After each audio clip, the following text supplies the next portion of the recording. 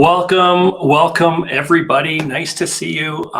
Welcome to another Tactical Tuesday. We have a really cool topic that we're going to be talking about tonight.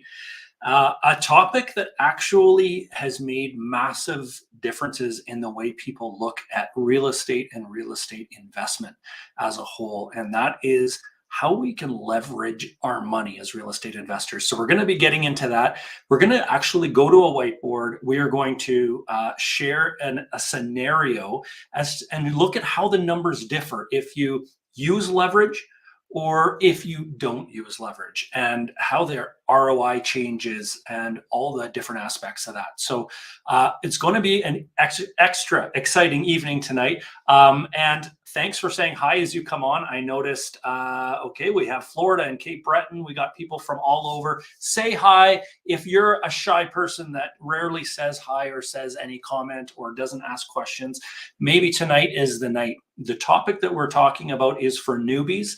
And a great reminder as well for those of us that are experienced, because sometimes we get caught into a different way of thinking.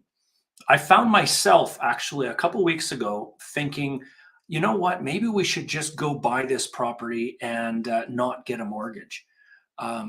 And then I started really thinking about it, and I remembered this lesson on leverage. I ran the numbers, the difference, and what our ROIs would be if we use leverage versus we didn't, and there's a dramatic difference. You're going to see that tonight.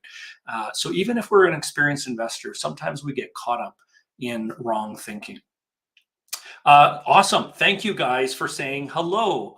There's so many that are saying it now. That is awesome. We just love it when we have a lot of interaction back and forth. So before we get to our topic tonight, and that's the power of leverage, I wanted to give you a reminder about an upcoming event we have, and that is our boot camp. So here's a little information scrolling on the bottom about our boot camp. It starts on March 18th. So we got lots of notice before it gets here. It's a Friday night. It's from 7 to 9 on Friday night. On the Saturday, March 19th, it's going to be from 11 a.m. to 6 p.m. Eastern. All the times I'm talking about are Eastern.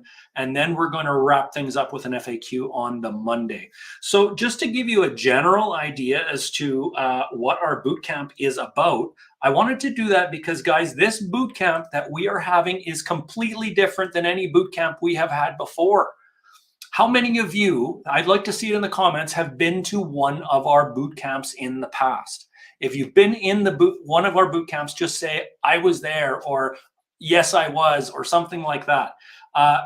Because every single boot camp we've done to this point, the content has been the same.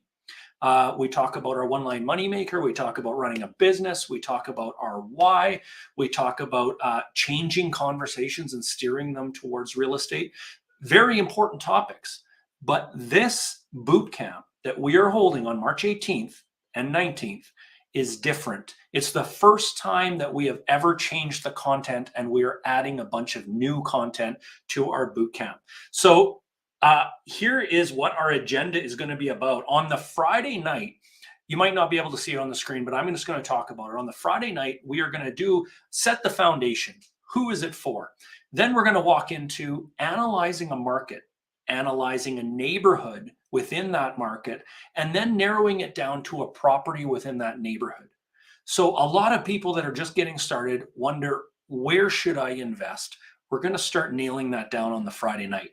We move into the Sunday talking about something very important, and that is quarterbacking your team. You are the quarterback of your team and all the people working with you. So we're going to talk about who you should have on your team, who you should be having conversations with, and what to look for with some of your team members. We move into running a business that is very important. Little tweaks that you can do to things you're doing right now that will make a difference and make you look more professional. Then a very important topic, show me the money. Raising capital, guys, a very important part of our business, and we're going to cover that as well.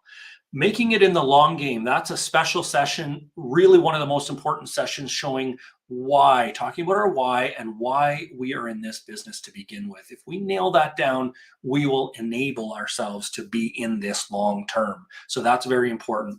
Of course, we are going to have a scholarship given away to one of our boot campers, as we have done every single boot camp to this point.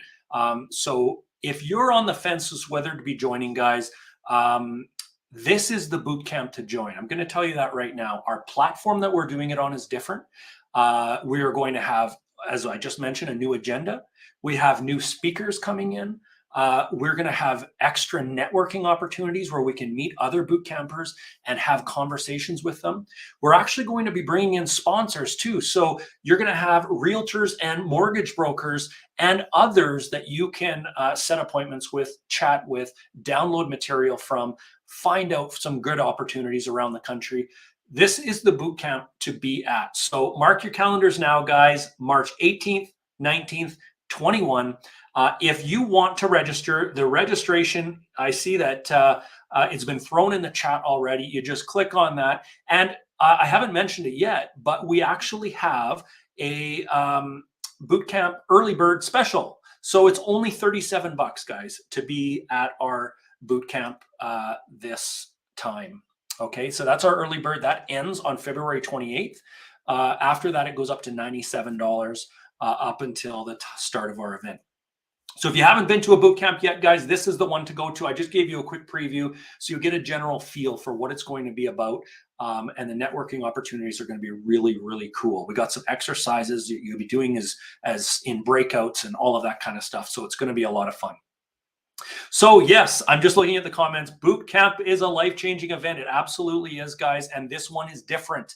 I want to make that very, very clear. If you've been to one of our boot camps before, I know that there's some of you that have been to every one of our boot camps, and this one is different. So if you've been before, this is the one to come out to again. Okay, so now we're going to get into our topic for tonight. And our topic for tonight, again, is on the power of leverage. We're going to slow it down a little bit, and we're going to go through an example showing the difference between using leverage and not using it. So what's the definition of leverage? Let's begin with that. Leverage is the use of borrowed capital. So in other words, debt or a mortgage for us as real estate investors. It's the use of borrowed capital to increase the potential return of an investment. That's there. If you look on the internet, there's a ton of different definitions for leverage. That's the one that I think describes it simply, easily. It's the use of borrowed capital to increase the potential return of an investment property or an investment. Okay, so how do we use it in real estate? Well, we use it by borrowing capital. Okay, where do we get capital from? Well, we might get capital from a bank in form of a mortgage. We might get capital from a private lender in the form of a mortgage or a promissory note, or who knows how you might do that, but you can secure that for them in many different ways. We might get capital from a partner and end up joint venturing with somebody. There's a lot of different ways how we can raise capital when it comes to real estate investment. And if we then raise that capital, or we use other people's money, such as a bank, then we invoke leverage. So that's what we're talking about tonight. So let's get started with it, guys. Let's switch over to our whiteboard and let's see an example that we can run through to really prove the point and nail it down on how this works. Okay, so here we go, guys. We are going to talk about leverage in this example, and we're going to use the example of two different investors. We have one investor. Let me just take our Fearless logo off.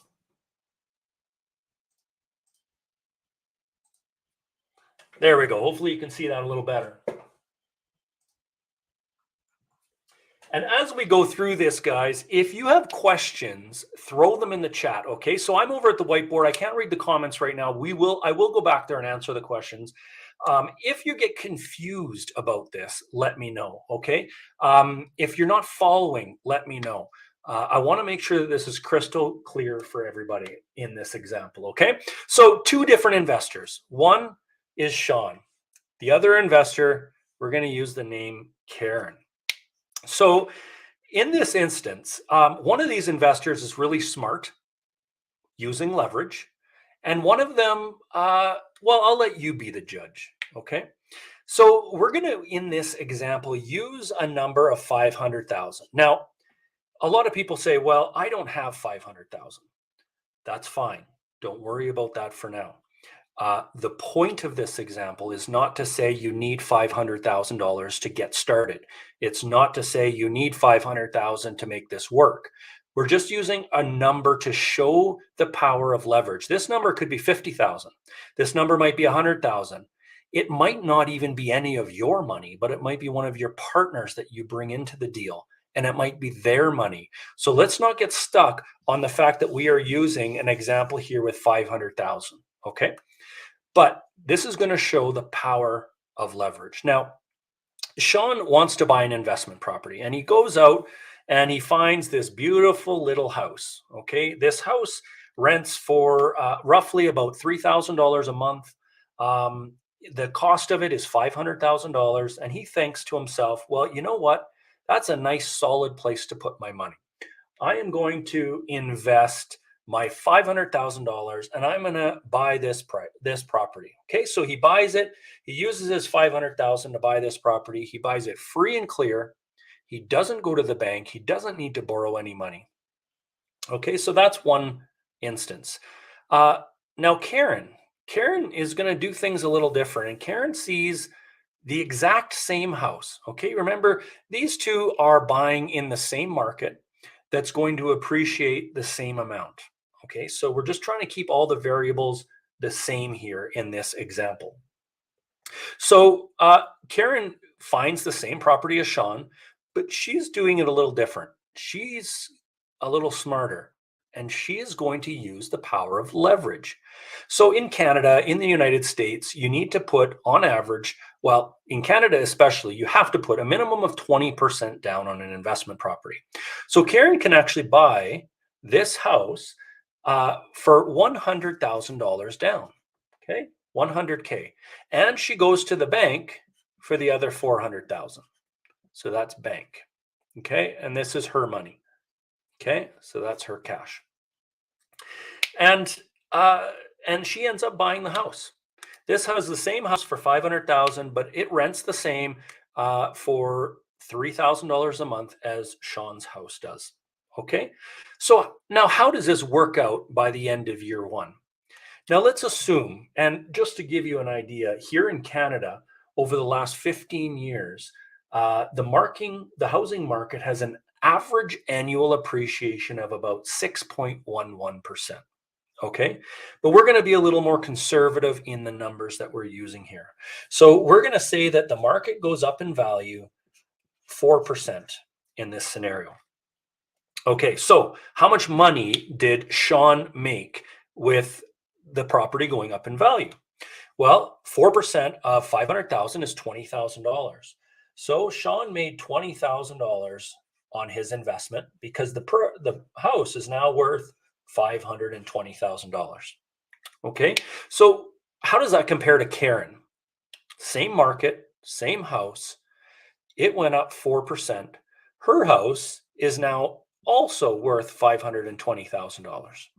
She also made $20,000. But what's the difference between these two? How did Sean do on his money versus how Karen did on her money? Okay, so Karen made $20,000 off of her $100,000 investment. What is that? That's a 20% ROI, return on investment. What about Sean? Well, Sean it went up 4%, so he made 4% ROI. So just stopping here, who is making a better ROI? I want to see it in the comments. Who's the smarter investor to this point? And we're going to go through some more numbers, but I'm going to go over and have a look at the comments and let's just talk about it to this point for now, okay?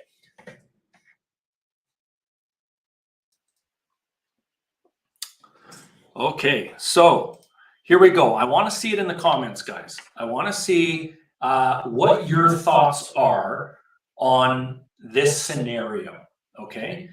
Who is the smarter investor here? Is it Sean or is it Karen? Okay, Obviously, all of you are getting it. Karen is the smarter investor in this scenario. And why is that? She used less money to make the same amount of money. Okay? That is very simply right there the power of leverage. But let's angry Karen. I love it. This would be happy Karen, I think. She's making a great return on her investment in this scenario. Now, there's a lot of numbers that also can be involved in this. And Karen has way more opportunity in front of her than Sean does in this instance. So let's go back to the example and show really what Karen can now do with the other $400,000 that she hasn't spent. Here we go, guys. Remember, Karen only spent $100,000 of her money. That means she still has $400,000. Remember, she had $500,000 to begin with. So now what Karen's going to do is she's going to go out there and buy house number 2, 3, 4, and house number 5 because she wants to put all of her $500,000 to use in real estate. Now, remember, they both started with the same amount. They're both in the same market.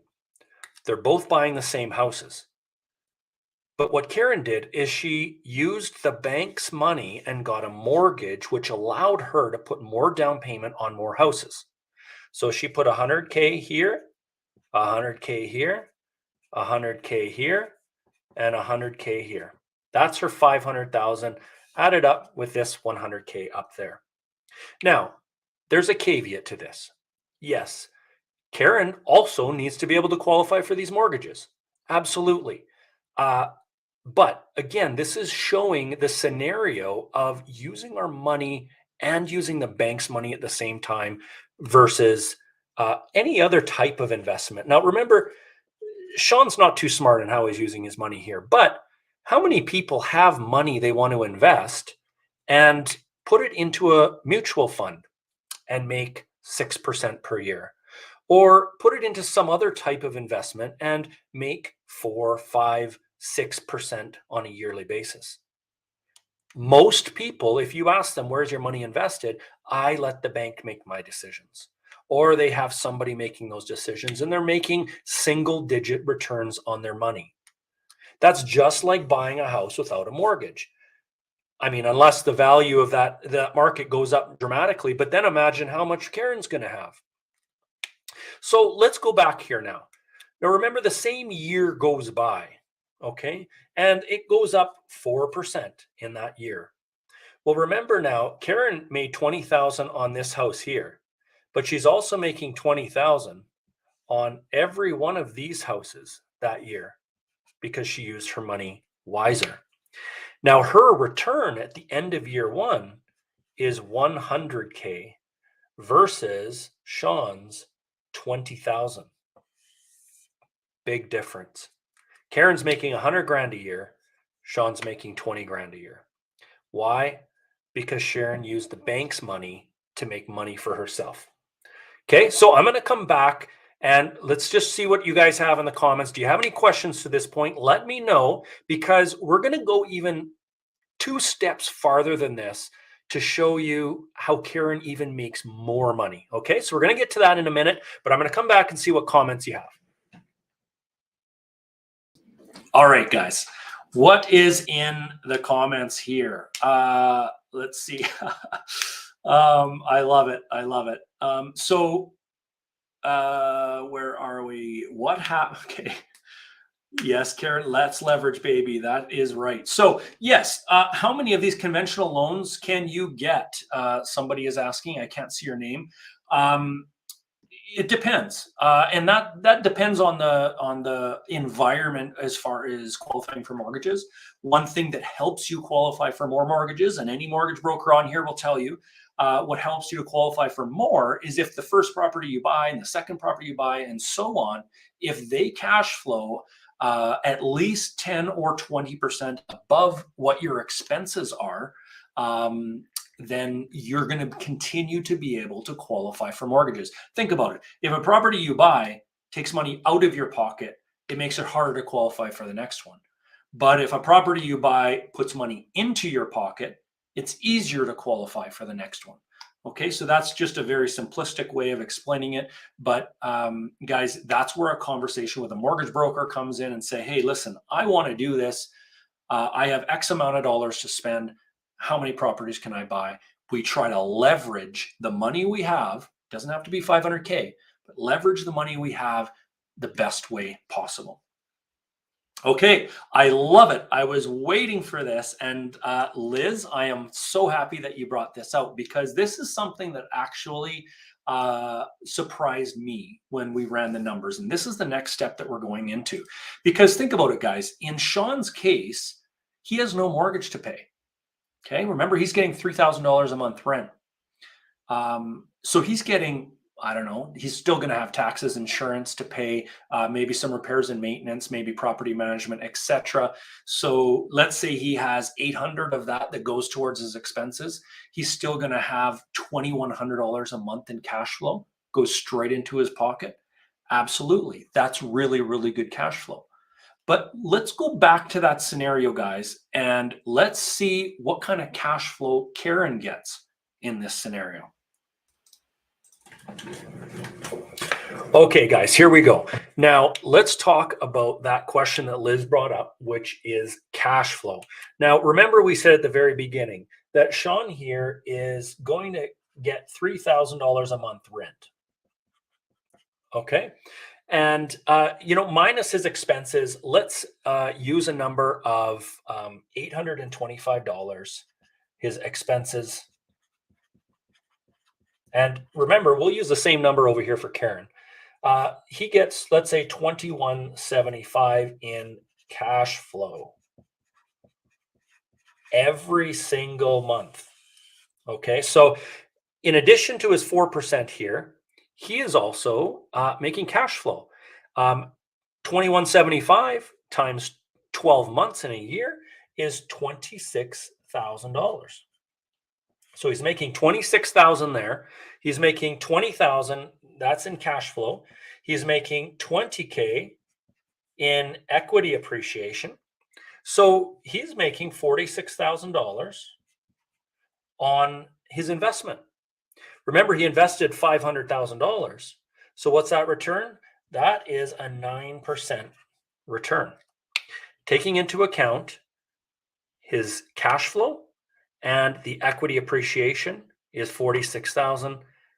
He made a 9% return on his $500,000 investment. Okay. Now, a lot of people might be happy with a 9% return on an invested $500,000. It's secure. It's real estate. It's a tangible property. It's something they can sell when they want to sell. So is this a good investment? Yes. In a lot of cases, this is still a good investment. But how do we make this investment better? One word, guys. Leverage. Let's have a look at Karen's scenario. Remember, same house, okay? $3,000 a month rent. Her expenses are the same of $825 expenses. And she also has a mortgage payment to pay of, a $400,000 mortgage at 3.19% interest with a 25-year amortization works out to roughly $1,725 a month to pay that mortgage. So what is Karen making for cash flow in this scenario? Well, $3,000 minus $825 minus $1,725 is $450 per month. Just going to hide the banner there so you can see it. So $450 per month in cash flow. Now we look at this and we say, okay, well, Sean was making $2,175. Karen's only making $450. But remember, now Karen is making $450 times 5 because she has 5 houses. So what does that work out to be? Well, that actually works out to be $27,000 in cash flow. $27,000 in cash flow. So who's making more cash flow? Even though Karen is paying interest, even though she has mortgages, who's making higher cash flow? Same properties, same rent, same expenses. Karen's got mortgages to pay. She still makes more cash flow. Isn't that incredible, guys? So she is making 100,000. Remember her equity, 20,000 per house, going up at 4%. She's making 27,000 in cash flow. But you know what else Karen is making? And this is what blows everybody's mind when they see this the first time. I'm just going to create some room on here because I'm running out. But what we will do is show what's even more amazing is that her tenants every single month, remember she's making that mortgage payment, her tenants are paying down these mortgages, all 5 of them. Okay, so what does that work out to be? Well, in year 1, the year that you pay the least amount of principal down, $9,000 per house is paid down on the mortgages by the tenants. So 9,000 times 5 is another $45K. So Karen in this scenario is making tons more money. Where does it all come from? Let's just clean this up here and let's just reiterate where this is coming from. Okay, Karen is making 100,000 in equity appreciation. It went up the same as Sean's. I think I'm going off, but there we go. Karen is also making 45,000. Sorry, let's do the cash flow. Karen is making 27K in cash flow. And she is also making 45,000 because her mortgages are being paid down. That is a total, guys, of $172,000 that in 1 year Karen is making off of her $500,000 investment. That's being conservative with a 4% increase. That's being conservative with a $3,000 a month rent. Same for both. That is being year 1 of mortgage pay down. Remember, every year following, you pay a little bit more principal. You pay a little bit more principal. Or in other words, in this scenario, your tenants are paying more and more principal every single year. And even with all of that taken into account, Karen is making an ROI here, guys, of 34% return on her money in 1 year. 34%. So this, guys, I hope is a scenario that shows you the power of leveraging your money. What do you get extra? Well, in this scenario of Karen's, remember, 2.5 million is going up in value, whereas in Sean's, only 500K is invested and going up in value. Someone else is giving you money, the bank in this scenario, to make money. Pretty cool. Okay, so guys, I want to know if you have any questions. All right. So I hope that answered, Liz. I hope that answered your question. I know that that's a question. And in fact, we have a video on YouTube. It's our #1 viewed video, and it is called The Power of Leverage. And the #1 question we get on there is, what about all the mortgage payment? What about all the interest? And how that just cuts all the cash flow. But we see in the scenario that that's actually not true. So do you guys have any questions? I want to know what questions you might have on this. Does it make sense? Does this that we ran through there make sense to you? Do you think that you could explain this scenario to somebody else if you needed to? Throw it in the chat, guys. I'm waiting to see what you have. What about the interest on the mortgage? Adrienne says. So same thing, that interest on the mortgage is part of the mortgage payment. And that interest is being paid by the tenants. because you're getting $3,000 a month rent on this particular property. And so that is kind of irrelevant, quite frankly, because the rent covers that, and you still have enough cash flow left over in this scenario where it makes much more sense than not having a mortgage. All right. So yes, Karen is a genius, isn't she? Isn't she? And Ermel, good response as well. There's tax advantages. Absolutely, you can write off the in both scenarios. No, that's not correct. In Karen's scenario, she can write off the interest that she pays on her mortgage. Absolutely, just like you can with all the expenses on that particular property. Yeah, so there we go, guys. Very simple. The power of leverage. And if we can explain this in an easy manner to somebody that maybe has their money invested elsewhere, does anybody know somebody, maybe in their family, somebody they work with, that has money sitting somewhere in a bank account, or has money sitting in a mutual fund, or maybe they invest in stocks, maybe they invest in crypto, maybe they invest in other areas, and they've brought it up to you and they've said, I got this money sitting there and it's not really doing that much. We hear those conversations all the time, don't we? People want their money put to work. And that's the beauty of all of this. Now, in that scenario that we just talked about, that 100K or that 500K, think of the ROI that Karen would have if she got that 100K from somewhere else and it wasn't out of her own pocket. Then really Carol's ROI is infinite, not just 34%.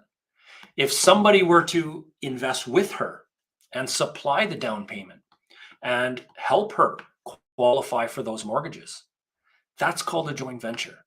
And guys, that's what Tiff and I did. And for those of you that don't know our story, we invested in well over 100 properties. We're still investing and still buying, but we invested in well over 100 properties, and we did it in a 3-year period. How did we do that? By using other people's money. Other people supplied the down payment for us. We created partnerships. We worked with other people. Yeah, we might have been able to scrape together to buy one property on our own when we first started, maybe. But how much more powerful was it when we worked with others and we used other people's money and we were able to buy real estate and hold on to it then for a long period of time, as a lot of our properties we still own. So this is the key, guys, is using other people's money. And that is actually a focus of our boot camp. One of the things that we talk about is raising capital. That lesson that I showed you earlier called Show Me the Money. That's what we talk about, is how to find these people that will invest with you. Where do they come from? And how can we best use other people's money? We talked about in this scenario using the bank's money and that being the other people. But to supply the down payment, you still need to come up with that, don't you? So how do we create those partnerships or raise capital so that we can have somebody else supply that money? And that's a focus of what we'll be talking about in our boot camp. Love the t-shirt. Yes. We're finally getting some of our swag in, which is pretty cool. Yeah, so Ermel, tons don't believe in the power of leverage. Absolutely. They do. And you know what? Quite frankly, a lot of them don't know about it. A lot of them don't know about the possibility of leverage. So heart shower, Tiff is saying, I can see that she's on. I can't see the heart showers on, unfortunately, here through StreamYard, but if they're there, that's awesome. Okay, guys, so if you don't have any other questions, we're going to leave it at that for tonight. I'm going to talk a little bit more about our boot camp. For those of you that didn't join our broadcast here right at the very beginning, we started by talking a little bit about it. So I am going to just give a little bit of information about that. We are going to share the link again so that you're able to join. Guys, this is a totally different boot camp than we've ever done before. All new topics. We're talking about analyzing a market analyzing a neighborhood, analyzing a property. Okay, so those three things we're dealing with on the Friday night. What metrics should we be looking for and focusing on if we want to find a great investment property? Guys, this example that we just went through, the power of leverage, we used an example of a $500,000 property that rents for $3,000 a month. Do you think those exist in Canada right now, in the market that we're in right now? Do they exist? Throw it in the chat. You think it's possible to buy examples like this that we just talked about? And do you think it's possible to get 34% return on our money? I want to see it in the comments. Do you think these things exist, or am I just using an example here that is impossible to find? There you go, Michael. I got a few on the go right now. Angie, yep. Jupita, yes. Robin, yes. Absolutely, guys. This is an example of something that is in several different markets across the country. So it's possible. This scenario that we talked about with Sean and Karen, using the power of leverage, it's possible for you to do it. It's possible for you to do it in the next couple months if you wanted to. If you had a partner to give you the money to do it, why wouldn't you go out there and buy some property? We know what's happening with real estate here in Canada. And if you're buying in the right market, then absolutely that's something you should be doing. We are going out and starting to look at properties again here in the Alberta market because we feel like it's going to do a lot of stuff here. And so, yes, we are still active in the market. You guys should be active in the market. A lot of money, a lot of ROI can be made if we are buying in the right market, guys, at the right time, in the right neighborhood, and we're buying the right house. Would this scenario work? This power of leverage that we just talked about, would it work if this house rented for $1,500 a month and cost $500,000? No, it wouldn't work. Would it work if the only place we could get $3,000 a month was $800,000? No, it wouldn't work. We have to buy in the right market. We have to buy the right property, and we have to the right market, neighborhood, and property. So that's an important part of our boot camp that we're going to be talking about on the Friday night. It is possible. You will be given belief at our boot camp, guys. You will have an opportunity to join the movers and shakers in Canada when it comes to real estate investment, and that is our Ignited members. So we'll have a special discount at our boot camp for that as well. Well, there you go. There you go. Some of you are already saying, absolutely, you can find this kind of leverage and you can, properties throughout different parts of Canada. Tell me more, Corey or Mel says, guys, it's $37 to join boot camp. I'm going to stop talking about it because I could talk about it till I'm red in the face. And the reason for that is Tiff and I have been working tirelessly on the content, the revised content, the speakers that are going to be coming in. The venue that we will be holding this virtual event at is different. It's not just a regular Zoom meeting. We are holding a Zoom event, and it is totally different platform. So a lot of really cool stuff that is going to be totally different for this upcoming bootcamp. And all of our Ignited members, guys, you know, you don't have to pay. All of our Ignited members obviously can come to any bootcamp for absolutely free. That's part of your Ignited membership. Okay, guys, I wanted to say one last thing, and that is this worksheet. If you want to be able to explain this exact scenario that we just talked about, that I just drew out on the whiteboard, we have made an infographic that explains it very, very clearly. And if you want a free copy of that infographic, go to investorlife.com/leverage. Okay, Jules just put the link in the chat. Go to investorlife.com/leverage and you can download. You just put your email in, your name, and you can download this. It costs nothing, and yeah, you get a copy of it and you can use it. Go through it. Make sure it all makes sense to you so that you can explain it to somebody else, and that's a good thing to practice. If you can explain this theory to someone else in a simple way so that they understand it, that helps you to attract capital, that helps you to attract partners. Yes, somebody says I arrived late. Is this being recorded so I can watch it later? Absolutely. This video will stay within our Facebook group. It is also on YouTube. It will be there for the next week. So you'll be able to watch this again if you guys want. And if you weren't following the numbers, watch it again and make sure that you do understand it fully. Okay, so that's it for tonight, guys. Hopefully you got the point that we want to leverage our money. Real estate is the avenue to do that. Hopefully you're joining us in our boot camp. We want as many there as possible. And hopefully you're going to download this leverage worksheet because it is a simple way to be able to explain it. So that's it for tonight. I thank you all for joining us for our Tactical Tuesday tonight. It was nice to have you. We will see our Ignited members over in our laser session at the top of the hour. So that's in about 15 minutes or so. And we will see you there. Thanks again, guys. Take care.